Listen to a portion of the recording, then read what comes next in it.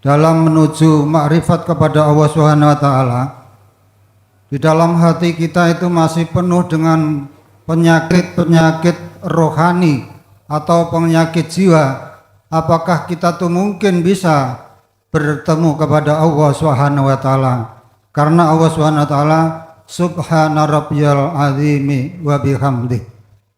Itu adalah pertanyaan yang pertama. Yang kedua, Allahu khalaqa sab'a samawati wal ard.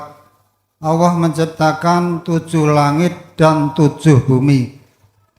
Saya pernah membaca suatu buku dan mendengarkan ceramah agama di televisi bahwa Sidratul Muntaha itu ada dalam dada kita manusia. Apakah hal tersebut menurut Gus itu bagaimana? Terima kasih atas penjelasannya. Akhirul kalam, wassalamualaikum warahmatullahi wabarakatuh. Assalamualaikum warahmatullahi wabarakatuh.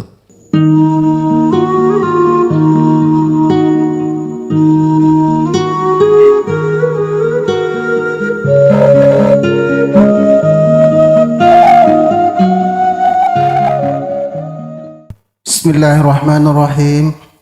Yang kami hormati Abah Guru, yang kami muliakan, yang kami cintai, dan para jamaah sekalian yang dirahmati Allah Subhanahu wa taala. Assalamualaikum warahmatullahi wabarakatuh.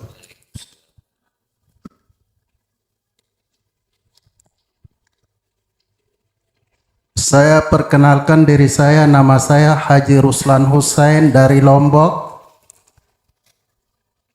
berdomisili di Maluku Utara, Kota Madia Ternate. Oke. Pertanyaannya, Bismillahirrahmanirrahim. Man nazara syai'an ma yarallahu fihi kanazarahu batilan. Barang siapa melihat segala sesuatu kemudian tidak melihat Allah di dalamnya, maka penglihatannya batal atau sia-sia. Dan pertanyaan yang kedua, Allah mengatakan, akulah Allah, Allah pun aku, dan Muhammad adalah diriku dan melihat diriku.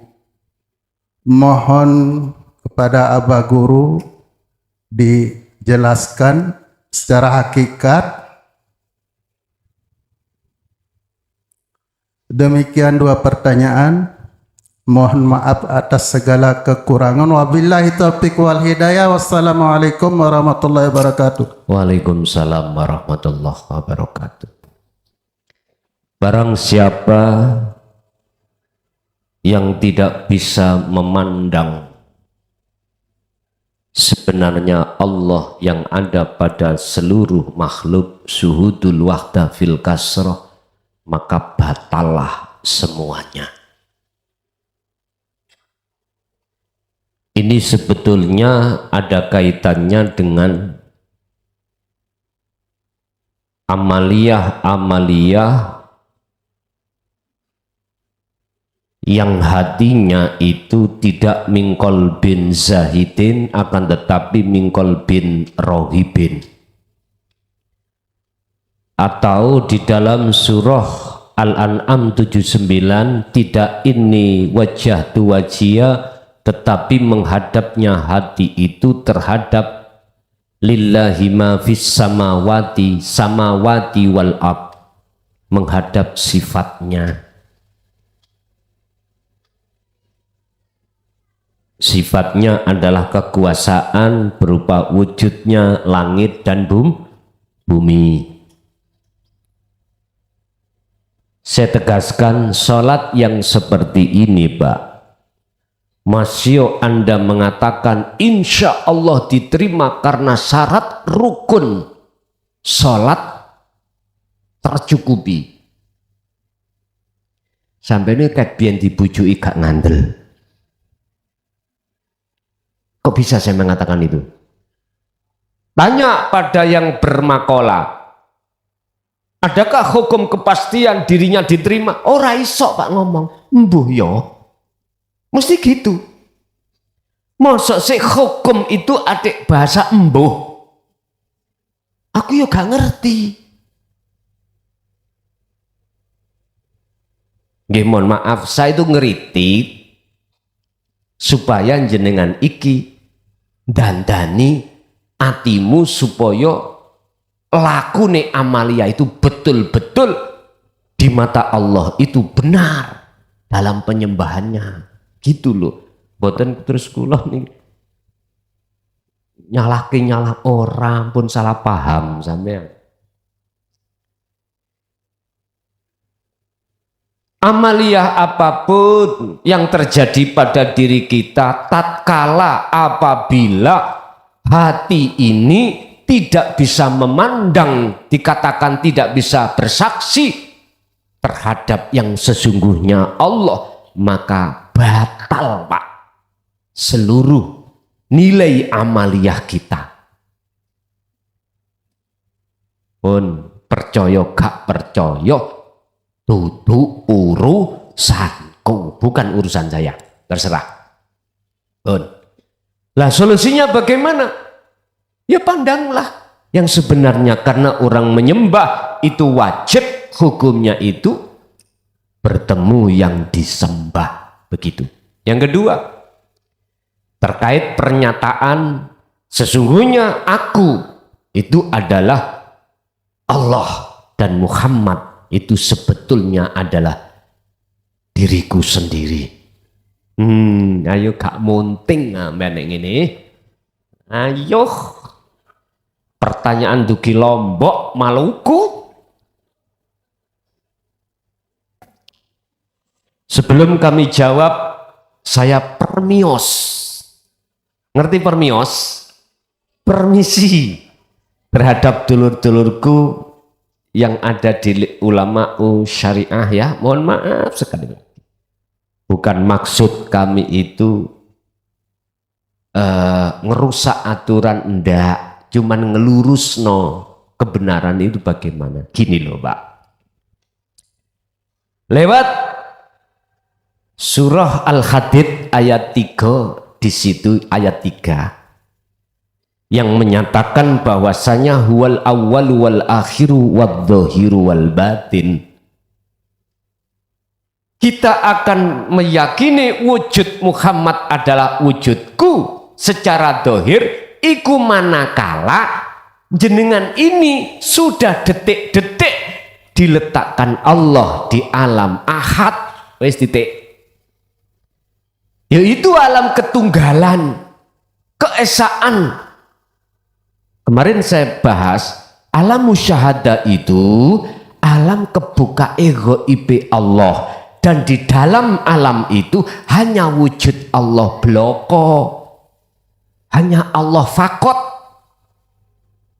Lah roh nanti kemana? Mboten enten. Nama-nama ruh, nama apapun sudah tidak ada, tinggal namaku Allah. Pun niku dak pun. Sehingga dia itu tidak hanya wujud nyatane Allah batin aja, bahkan sampai zahir. Mengapa sih Allah itu melahirkan wujudnya batin supaya ngosir wujudnya makhluk? Maksudnya ngeten. Dohir kan sementara kita anggap makhluk, lah ngeten nggih? Oke.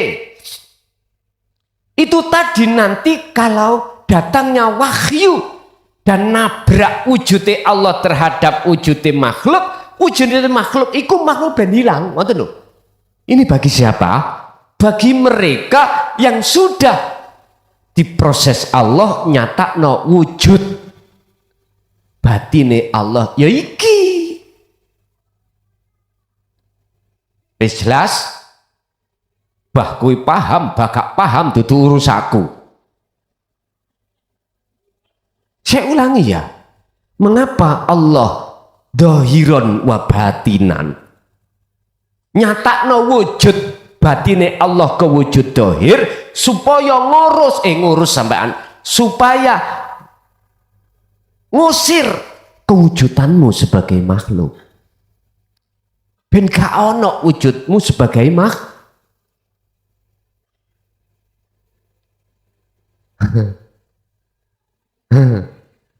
sik ngeluh padha.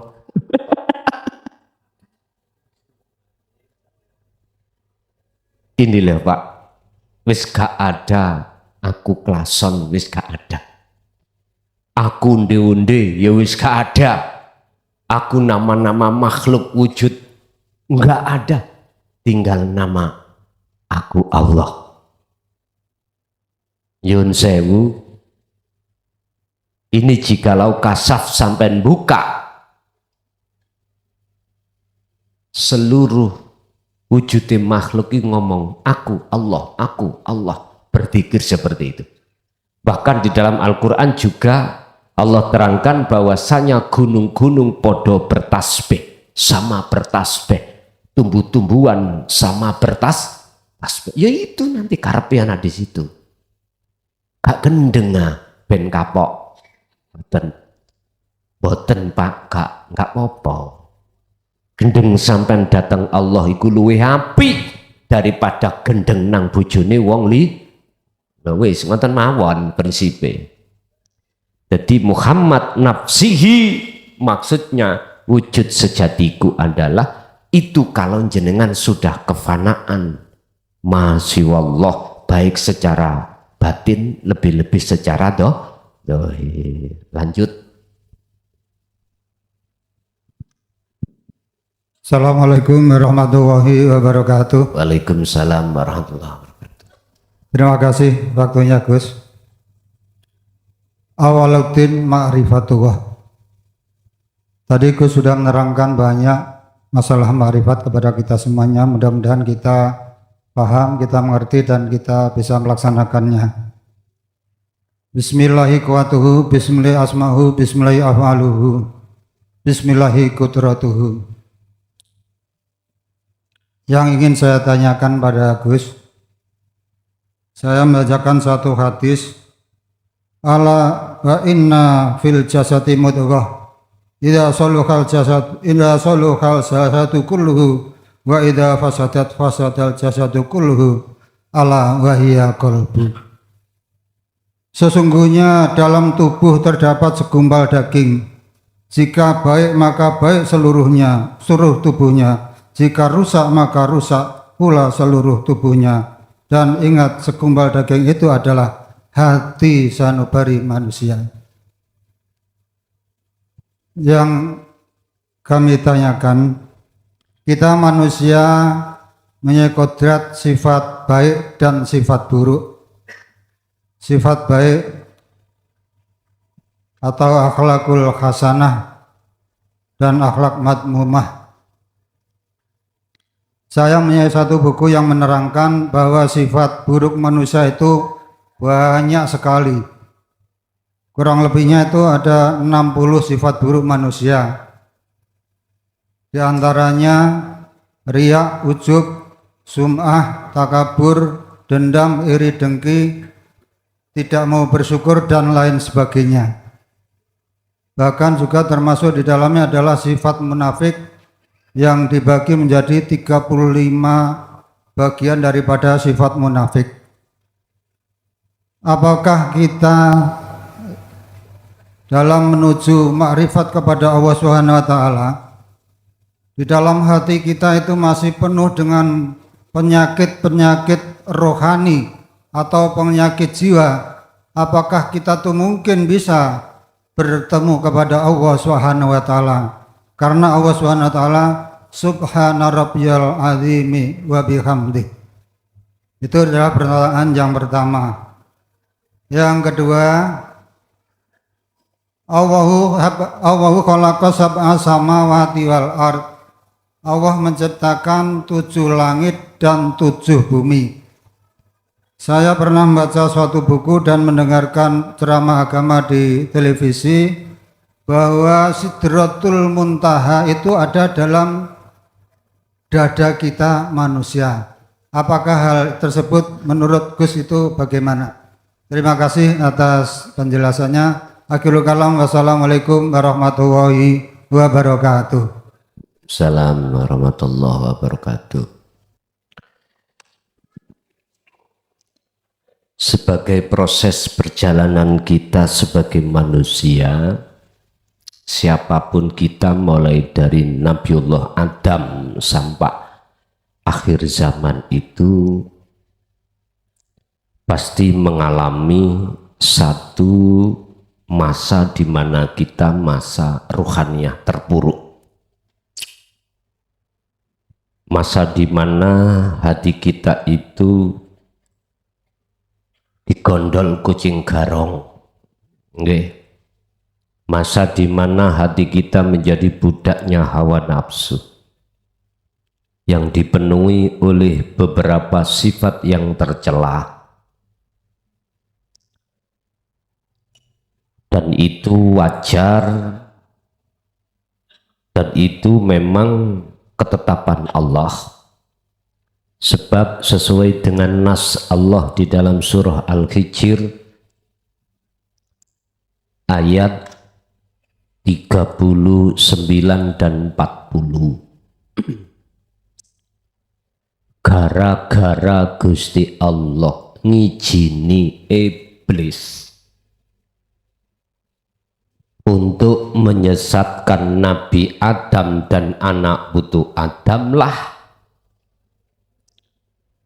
akhirnya kita hukum sunnatullah, ketetapan dari Allah itu terjadi. Seluruhnya anak putu Adam itu digelincirkan oleh nafsu atau iblis.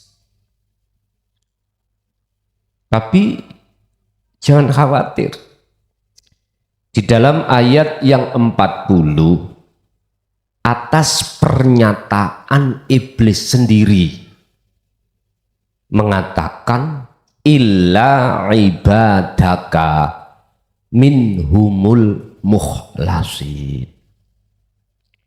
Seluruhnya ya Allah tak gelincirkan manusia ini di dalam hubbus syahwah.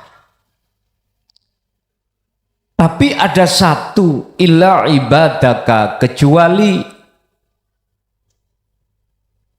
beberapa hambamu yang tidak bisa aku gelincirkan ya Rob. Siapa? Minhum, iku setengah saking al-ibad al-mukhlasina, utawi wong sing den pilih. Siapa wong sing den pilih? Siapa orang yang dipilih? Kalau boleh saya katakan, saya tidak junjung tinggi dur terhadap dirimu, ndak. Karena ini nanti akan mengakibatkan kui gede rumokso. Tapi ketahuilah prosesnya memang begitu, tapi lepasan GR mau lepasan. Az-Zumar ayat 18 Allah jawab, itulah alladzina yastami'unal qaula fayattabi'una ahsanahu. Merekalah yang ketika mendengarkan pengajaran-pengajaran tentang dinul haq dan dia beriman dan melaksanakan apa petunjuk di dalam pengajaran itu dengan baik.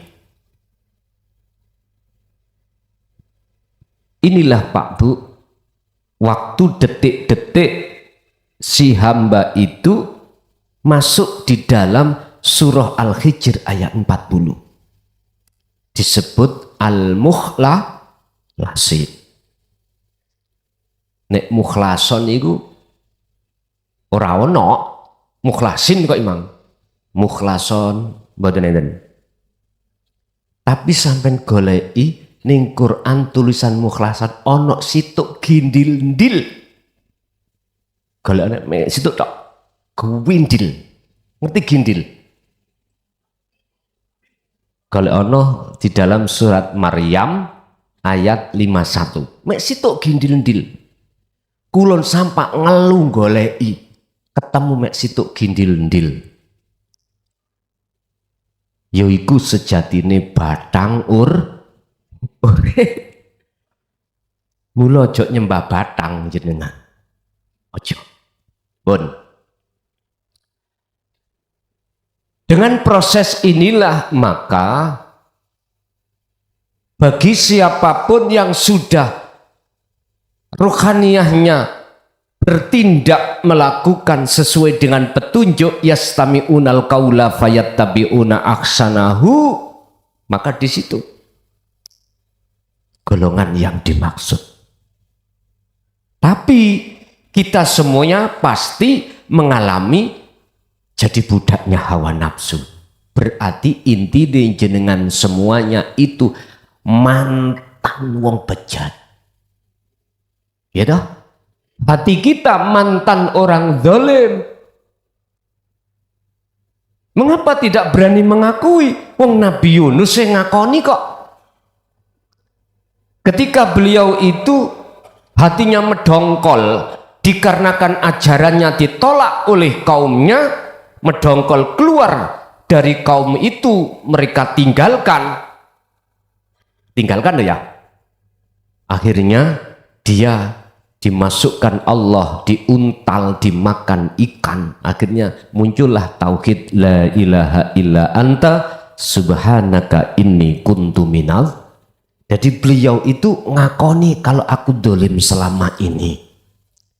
Berarti kealiman kita, kesugihan kita, kekayaan kita, ternyata kita akui kita adalah mantan orang bejat atau orang dolim pada Allah. Siapapun tidak akan masuk di rasa ini jikalau jenengan tidak mengetahui fungsi di dalam tauhid la ilaha illa anta, nggak akan pernah sadar.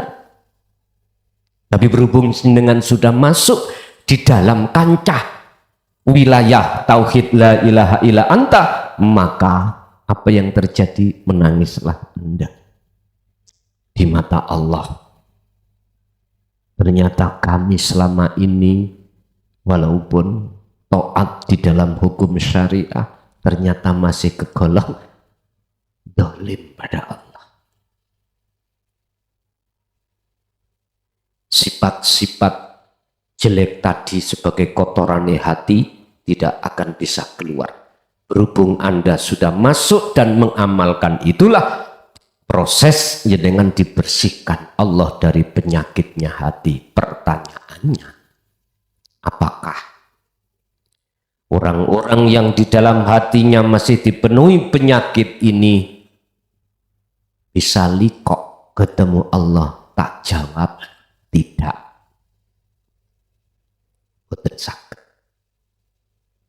Sama halnya gini, selama sandal sepatu Anda pakai dengan pakai mau masuk masjid, tetap dilarang, tidak boleh masuk masjid. Enggak boleh. Syaratnya Anda masuk masjid, sandal atau sepatu harus kau lepas. Baru dipersilahkan. Artinya Allah tidak akan menemui pada satu hamba jikalau di dalam hamba itu masih mencintai selain Allah.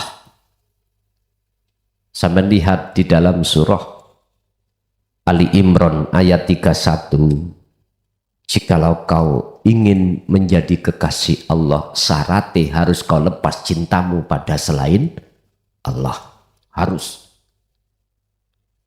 Harus melepaskan itu, kalau tidak nggak bisa.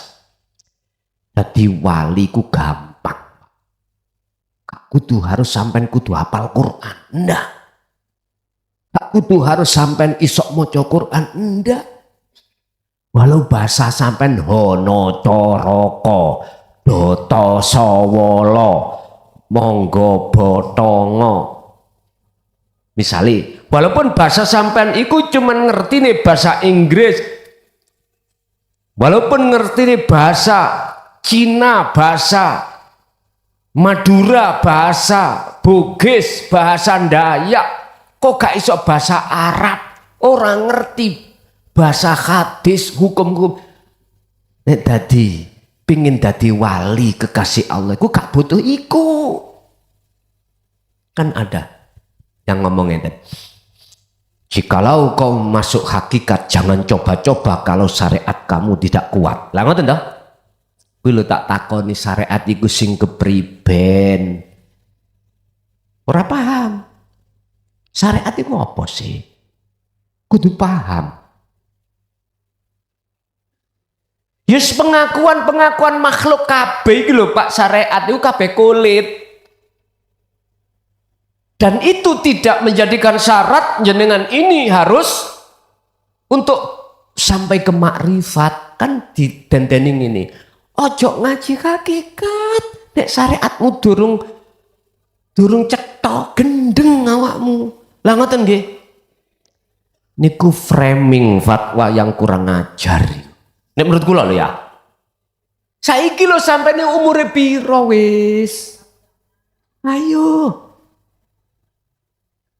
Terus aku takok, cukup syariat itu sak endi? Ayo. Ora iso jawab, Pak. Apakah cukup syariat sampean paling tidak harus tahu dan melafadzkan dengan fasih Quran itu?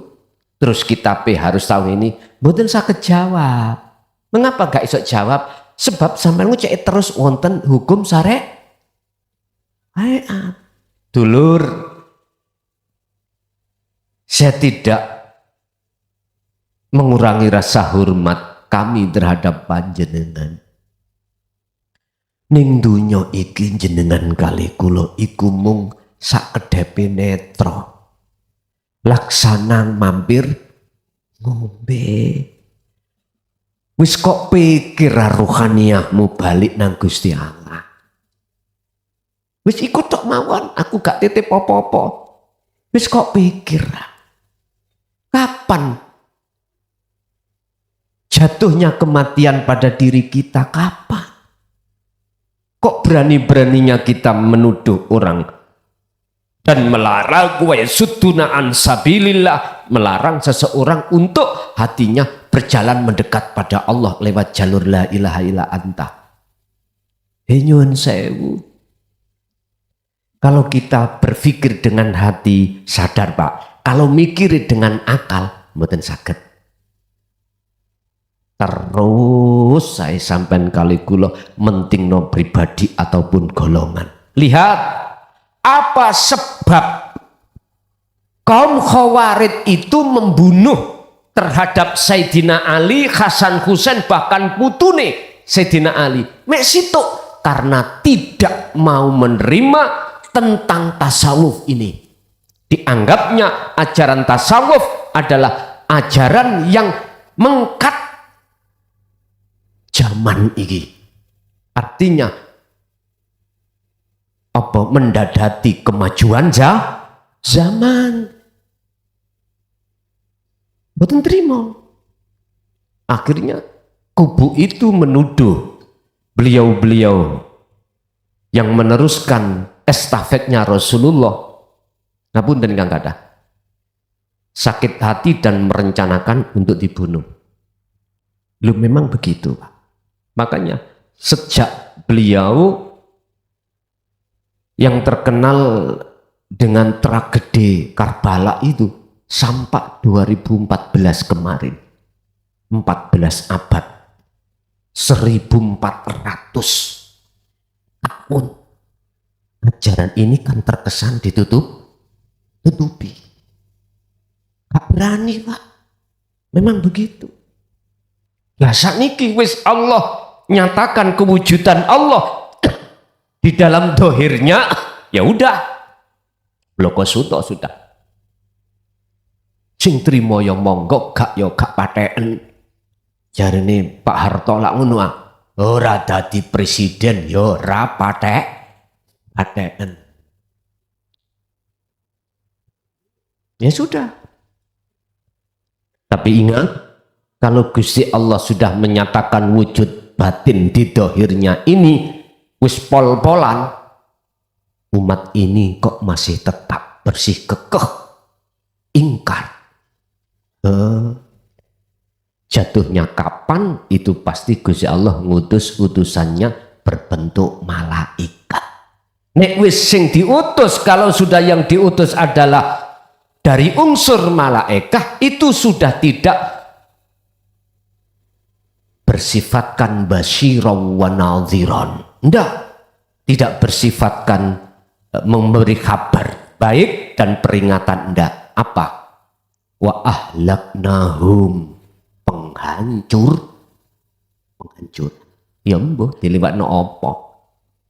Iso uga ya tsunami, ya iso uga ya hujan batu, ya iso uga ya hujan ditenggelamkan di bumi iki, ya toh. Kemarin kan 2019 kan sudah diingatkan kita lewat pit itu apa? Iya, lewat COVID. Terkait masalah COVID kan ada yang mengatakan, oh itu konspirasi lah, ngoten dah. Lah kuwi ndelok makhluk ya apa? Coba kalau ndelok sebenarnya siapa yang berperan? Sebab sepanjang hidup saya Pak ya, mulai tahun Yammon sampai Yamin terjadinya, mohon maaf, nek cara penyakit kena aratan. Ya kemarin 2019 kok ya nepaki aku dari kepala desa. Ini kok nak ngarep dewe, ya Allah. Nyun sewu Pak. Baru kali ini saya mengalami bahwasanya tong innalillahi, tong innalillahi, tong innalillahi. Cara Pak Mudin kula niku masyaallah proyeke gede ngoten. Lah sing ono ngarep dituntut kepala desa. Cara wong sing kena dhisik ya kudu kepala desa. Wis awak dhewe serah ae matek karepmu, gak matek karepmu. Yes, mbah wis. Sebetulnya Pak, kok aku gelem cerita, kula ya kena asline. Tapi kula gak wani cerita. Gak wani cerita nang istri, nang anak, ndak. Tak rasakno dhewe awake kok mreteli. Mangan sak mangan, kopi lho gak rasa kopi belas. Lho nggih, iku paling gak sampak 7 dino. Gusti, nek panten mungguh sampean apik, kula matek saiki ndang patenono. Penak keluarga kula oleh dana kopi. Lho, mek ngoten tok. Lah kok diterusno, oh akmu kepala desane sik durung suwe, ya ngoten. Ya ampun. Akhirnya lolos, nggih. Makane awal kula rokokan herbal niku cara syariat ya mulai Covid niku, Pak. Kanca-kanca nggih ngomong, "Lah iya Gus iku lho, kok ora patek maskeran lapo?" Lu gak ngerti aku rokok herbal. Ini bahasa sarengat, ya toh? Sarengat. Tapi tetap kita harus memasukkan hakikatnya itu bagaimana. Jadi nggak akan pernah kita itu akan bisa bertemu Allah manakala hati ini masih ada penyakit sekecil apapun. Nggak bisa Pak. Karena memang itu hukum. Allah itu tidak akan pernah mau kau duakan. Nggak akan pernah mau. Berarti harga mati kau harus melepaskan hatimu dari kesenangan selain Allah. Kalau sudah kau lepas, yuhibbukumullah, yuhib mongko ndadekake kekasih kum ing sira kabeh sapa Allahu Gusti Allah. Terus kesalahan-kesalahan yang dulu bagaimana? Wa yaghfir lakum dzunubakum, lan Allah ampuni, hapus semuanya kesalahan sampean ngene. Halo, tahu ngerti ngene? Wong apa sing gak iso ngene? Wong sing gak duwe jempol. Paham nggih? Jangankan perkara babakan molimo gak di ngapura Allah, urusan syirik khafi pun dilepas. Padahal ingat, tidak ada dosa yang Allah mohon maaf tidak ampuni kecuali yang tidak bisa diampuni adalah syirik. Iku hanya ditebus taubatan nasuha. Carane ya bunaya la tusrik billahi syai' inna sirka la zulmun adim. Syirik itu penyakit hati.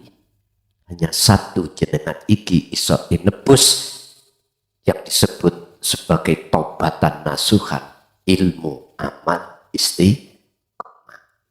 Yang kedua, di dalam tubuh kita sesuai hadis, dan hadis ini dinukil oleh Imam Ghazali dalam kitab Ihya, Pak. Jikalau di dalam tubuh manusia itu ada segumpal daging, manakala ini baik, baiklah semuanya, manakala ini rusak, rusaklah semuanya. Al-muradu bihi, yang dimaksud daripada daging itu adalah al-qalbu, hati.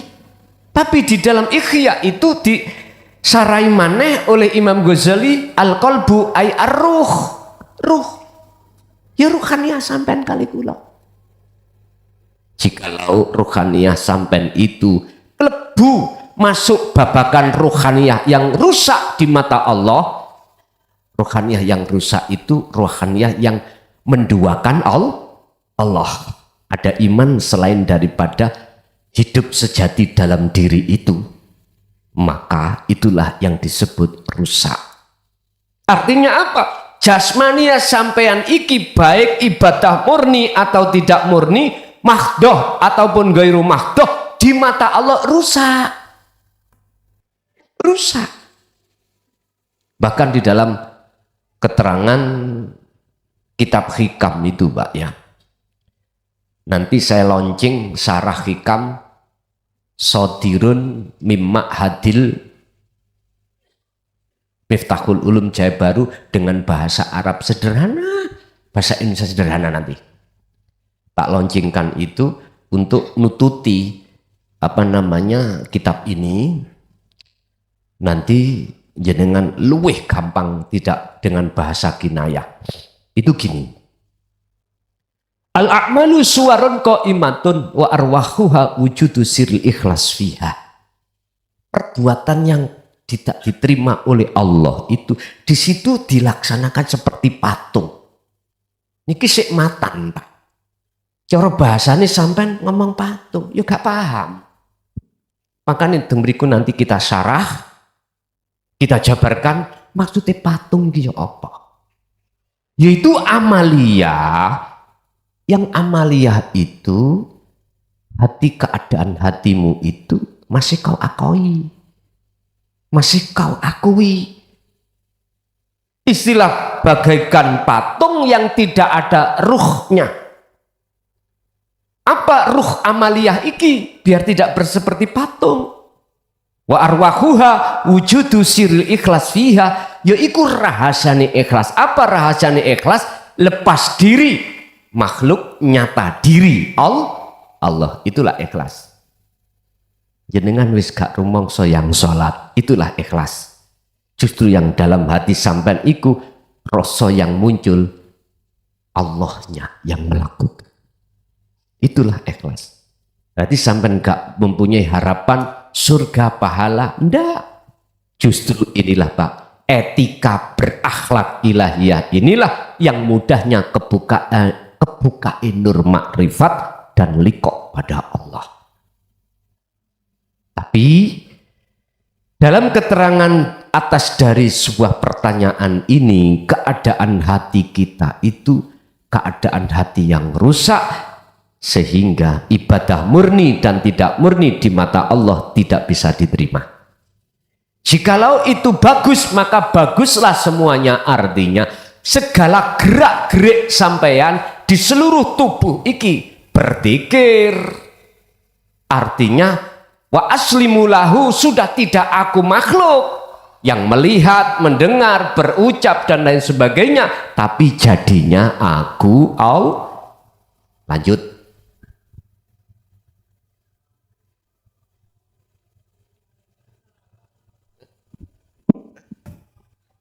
Assalamualaikum warahmatullahi wabarakatuh.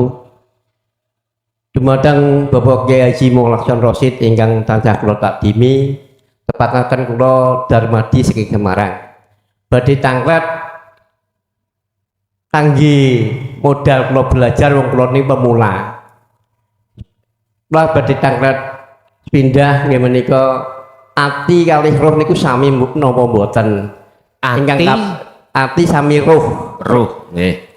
Ingkang kaping kalih hawa nafsu kalih syahwat niku sami napa mboten? Ingkang kaping 3 nih akal kalih pikir niku sami sami napa mboten? Akal Kalih pikir. alih pikir. Nyuwun pangertosane sakderenge kula nggih matur nuwun saged ugi mriki kula di andani rencang ingkang angsal berkat kula ingkang nedhi kula matur nuwun kalih rencang kian. Ngaten tanggal kula Nggih. Ya Haji Muhammad Rosid ingkang angsal tadimi. Assalamualaikum warahmatullahi wabarakatuh. Waalaikumsalam warahmatullahi wabarakatuh. Hati dengan ruh itu sama apa ndak? Sama. Sama. Disebut hatiku prosese ruhaniyah itu adalah penjabarani sebenarnya begitu. Hawa nafsu dengan syahwat. Hawa nafsu itu pengakuan diri, manusia itu sukanya itu disebut syahwat. Jikalau sukanya manusia itu pengakuan diri, maka antara hawa nafsu dengan syahwat itu sama. Akal dengan mikir. Akal itu hal-hal yang bersifatkan, mohon maaf, al-kaunu minal mukawwanat, artinya tafakkaru fi khalqillah. Akal itu urusannya dengan sesuatu yang bersifatkan malaikat. Mikir karindelok, mikire nganggo akal apa mikire nganggo ati. Nek tafakkur mikir nganggo akal berarti sama dengan akal. Nek mikir rangen-rangen mungguhe ati berarti ikulah namanya proses njenengan iku terjebur di dalam pangrasa nuju ketemu urip. Kantun ningali fikir ikut dari sudut akal apa dari sudut hati. Semuanya tiga-tiga ini sebetulnya Pak wahuwa al-khafiyu wujudullahi ta'ala, sebetulnya yang berperan di dalamnya itu cuman wujude Gusti niki nek sampun dugi ahad. Pun lanjut, ibu-ibu ada? Kalau nggak ada ini, oh ada, monggo. Masalahnya nak sing dilewat non dugi kertas. Wabarakatuh. Waalaikumsalam warahmatullahi wabarakatuh. Saya mau bertanya, saya itu sudah beat dzikir jahri dan siri. Ngendikanipun Gus Mukhlason itu masih syariat atau masih manggil nama Allah atau belum bertemu yang punya nama. Lah kemarin saya ikut biat di sini sama Gus Mukhlason. Kata Gus Mukhlason langsung disambungkan sama Gusti Allah. Lah setelah itu saya rasakan kalau sholat itu kayak melihat saya diri sendiri Gus. Lah rasanya itu adem, tenang. Lah niku dos pundi Gus? Kamping kali. Dalam hati saya itu semua gerakan itu dari Gusti Allah. Apa-apa dari Gusti Allah. Saya tidak bisa apa-apa kecuali dari Allah. Apa itu sudah termasuk zikir sirul asrol Gus? Sekian, wassalamualaikum warahmatullahi wabarakatuh. Waalaikumsalam warahmatullahi wabarakatuh. Ketika saat hati seseorang sudah menjalankan fungsi dzikir sirul asr, maka mesti hati ini damai.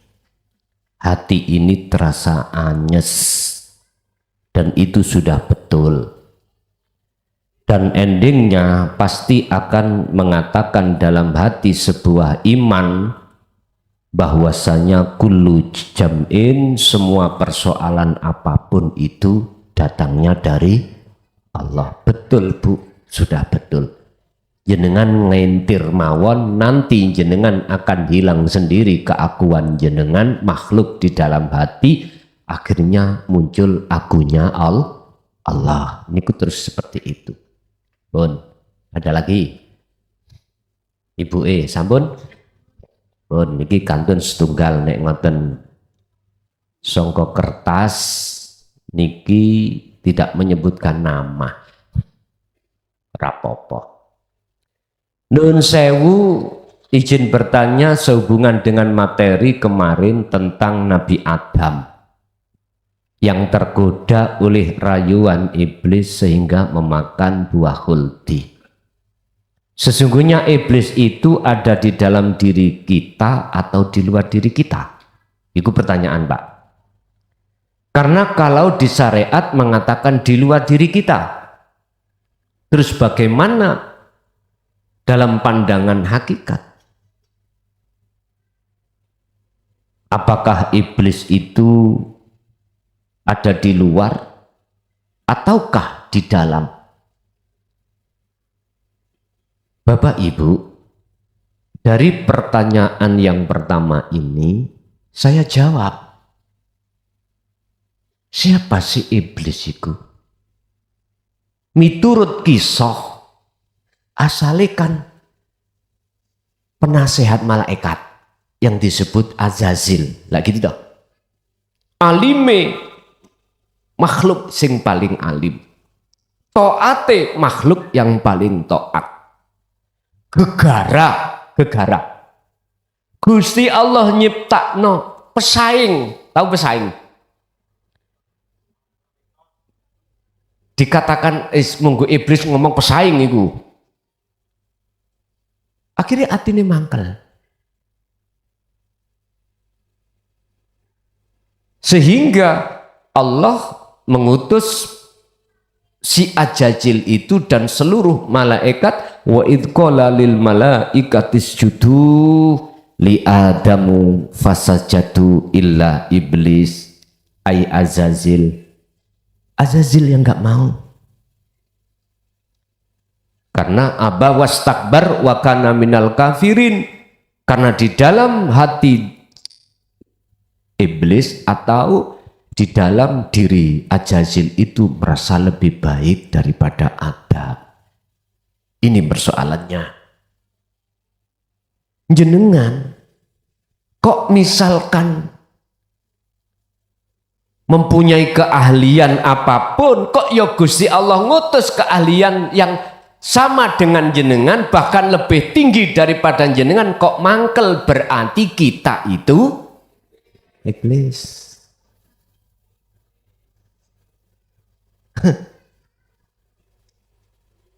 Asli ini ku penak Pak. Ono sing ngawak nggarap. Contoh, berdirilah pondok Ponpes Jaya Baru misalnya, Miftahul Ulum Jaya Baru. Kok ono pondok mana yang versinya sama, bahkan lebih bagus dari segala hal fasilitasnya? Kok aku mangkel, gak seneng? Berarti kula niki gampang nggih? Jenengan nggih ngoten, umpama wis duwe bojo ayu, ketok bojo nek wong liya luwih ayu. Misale nggih, terus sampean gak gelem ngeloni bojomu, berarti jenengan iku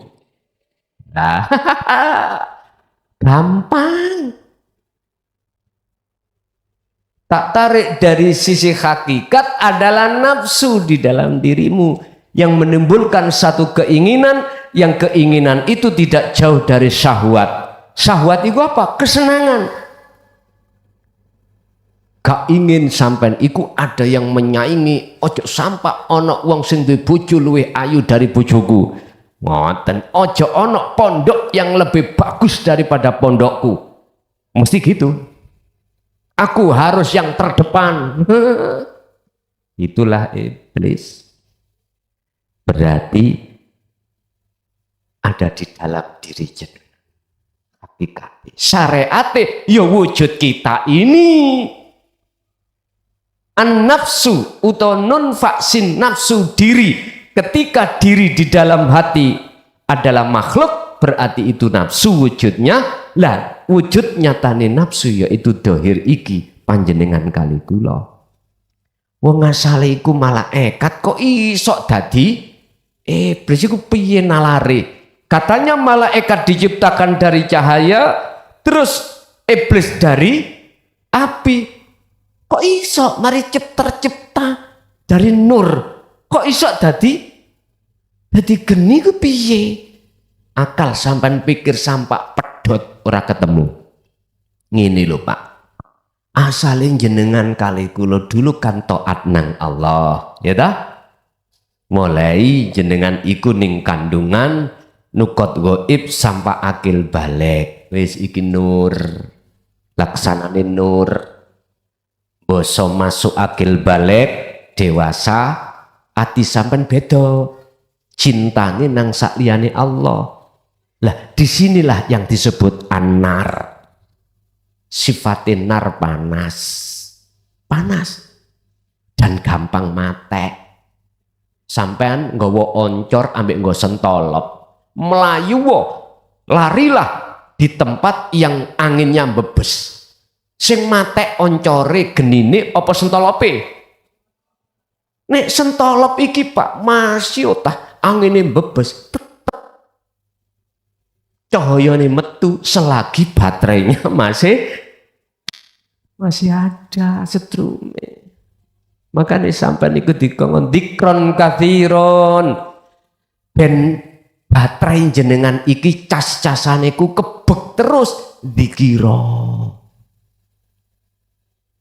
terus. Jadi cahaya makrifat iku biar gak meredup, begitulah. Nah, berarti wujud sejatine nafsu atau iblis ya di dalam diri Anda sendiri, manakala di dalam diri muncul taholi keakuan diri makhluk. Pun. Nomor 2, ketika kita bersitegang, beristighfar, memohon ampun, ini kan seakan-akan masih ada dua antara hamba dan Gusti benar. Berarti bagaimana supaya keahadiyah dalam beristighfar ini tidak menjadi dua? Inilah Pak yang kusebut sebagai perilaku tajalli. Silahkan dohirmu, syariatmu berdoa, tapi hatimu harus bertajalli. Dan inilah dunia bagi orang lain, tapi dirimu sudah di akhirat. Carane ya mlebu ning akhirat iku lepasen alam dunya. Itulah yang kusebut sebagai tindakan tajalli. Al-Fatihah.